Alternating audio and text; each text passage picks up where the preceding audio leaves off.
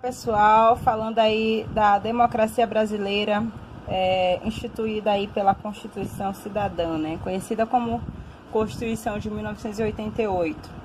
Falamos aí sobre a dignidade da pessoa humana, o direito do indivíduo à sua cidadania, o que é essa cidadania, o reconhecimento da igualdade básica entre os seres humanos, a garantia de que a igualdade da cidadania está acima das desigualdades econômicas.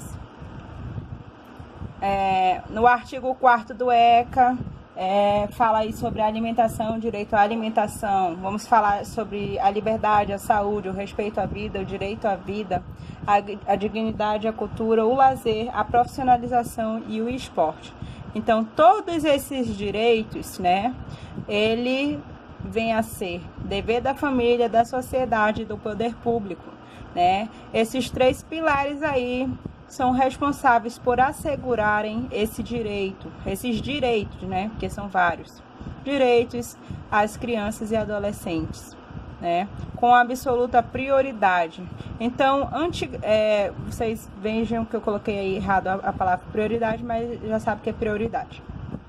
Então, antes aí do Estatuto da Criança, né, ser instituído, né, como a lei que dá prioridade absoluta, que trata as crianças e adolescentes com prioridades absolutas, né?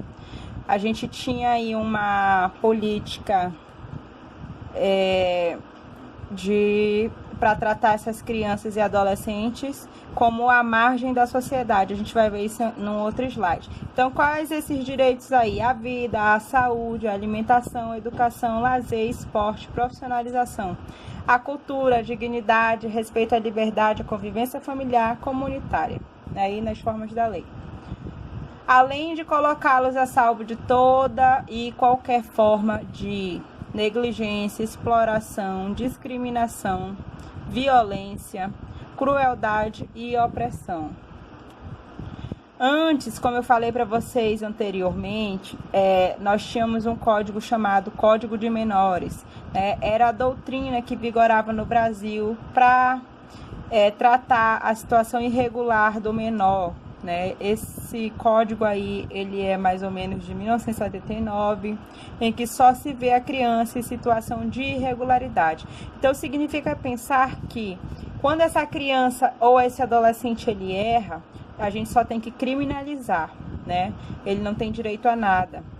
Então, a gente não vai aí falar, nem se concorda, nem se discorda com essa questão aí, né, de medidas socioeducativas, porque não é esse o intuito do meu vídeo. Então, o intuito do meu vídeo é só explanar, né, sobre essa doutrina antes do ECA e depois do ECA, que é o que vocês precisam saber para a prova. Se você concorda ou não com o ECA, isso não me importa. O que te importa é aprender sobre o estatuto para você aplicar na sua prova, certo? Então, aí, antes, com o Código de Menores, aí por volta de 1979, só se vê a criança em situação de irregularidade e não como uma pessoa dotada de dignidade e muito menos pessoa em pleno desenvolvimento. A partir do Estatuto da Criança, que é composto aí pela 8069/90, introduziu-se a proteção integral, né? A doutrina de proteção integral, que a gente vai ver aí com o passar dos outros vídeos. No Brasil, as crianças e adolescentes vão representar aí 35,9% da população local, isso equivale a 61 milhões de pessoas. Deste universo, 45% total de crianças e adolescentes são pobres e 58% dessas crianças são negras. O caminho da garantia dos direitos aí é conhecer o ECA na sua especificidade e observar as violações que acontecem cotidianamente, sendo que na maioria das vezes passam despercebidos porque a gente não identifica. A gente não identifica nenhum agente violador e nem propõe uma ação reparadora, né? A gente só sabe criminalizar, a gente só sabe contar dedos. Então a gente precisa rever esses conceitos aí para entender que para toda situação, para toda violação de direitos, existe uma lei que protege, que ampara, né? Para as mulheres, a gente já galgou muito, né? A gente já galgou aí a Lei Maria da Penha, Mas a gente galgou também aí a lei de proteção integral da criança, como também a gente galgou aí a lei do SUS, a gente galgou a lei da educação e várias outras leis aí que, na verdade, a Constituição, eu costumo dizer que a Constituição ela é uma coxa de retalhos, porque a gente sempre quando aparece uma situação recorrente, a gente vai emendando artigos, vai emendando incisos, e assim a gente vai construindo uma sociedade mais democrática, né? Aí as premissas do Estatuto da Criança e do Adolescente, a gente vem intensificar e fortalecer essas políticas públicas. Este fortalecimento ele vai se dar a partir de algumas diretrizes, né? E algumas ações e projetos que devem ser articulados entre governo e sociedade civil. E, como eu coloquei no slide, harmônicos entre si. Considerando que essas ações e esses projetos eles vão auxiliar aí no processo de transformação social. E trabalhar o conceito de rede. Qual é esse conceito de rede? É o conceito de polícia, escola, UBSs, pronto-socorros e vários outros órgãos aí que, se eu for colocar, vai ficar muito extenso.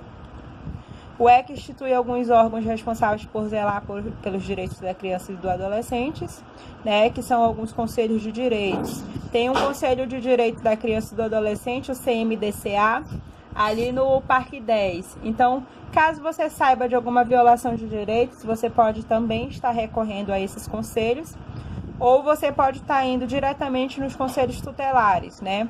Claro, sem prejudicar outras formas de denúncia, como a própria polícia, né, e a própria DEPCA, que é a Delegacia Especializada em Violação de Direitos contra Crianças e Adolescentes na cidade de Manaus. Aí, tendo aí pela sua direção a doutora Juliana Toma, inclusive. O Conselho Estadual dos Direitos da Criança e do Adolescente, ele vai normatizar, deliberar e realizar o controle social das ações implantadas no Estado. O Conselho Tutelar ele vai ser composto por cidadãos comuns eleitos por suas comunidades para zelar e garantir os direitos dessas crianças e dos adolescentes. O Conselho Tutelar, eu não me atentive a colocar isso no vídeo, mas o Conselho Tutelar ele funciona em parceria com o município, né? O município que é responsável pelo Conselho Tutelar. Então, geralmente as secretarias municipais de atenção aos direitos humanos, que vão disponibilizar toda a estrutura, toda essa parte aí estrutural para o Conselho trabalhar, né? Hoje o Conselho Tutelar de Manaus ele vem sendo precarizado, sucateado, né? Os conselheiros e os diretores eles estão trabalhando já no limite do que tem que ser feito, porque muita coisa ainda precisa ser mudada, gente. Hoje em dia a gente tem que trabalhar em prol de melhoria, né?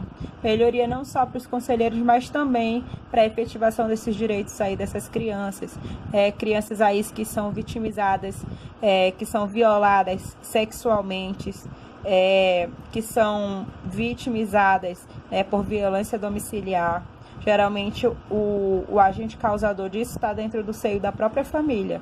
Então a gente tem que sempre ficar atento, porque não é, como eu falei para vocês no começo do slide, não é uma questão de querer ou não querer, de dizer que está certo ou que está errado. É uma questão que a lei está aí e ela precisa ser respeitada.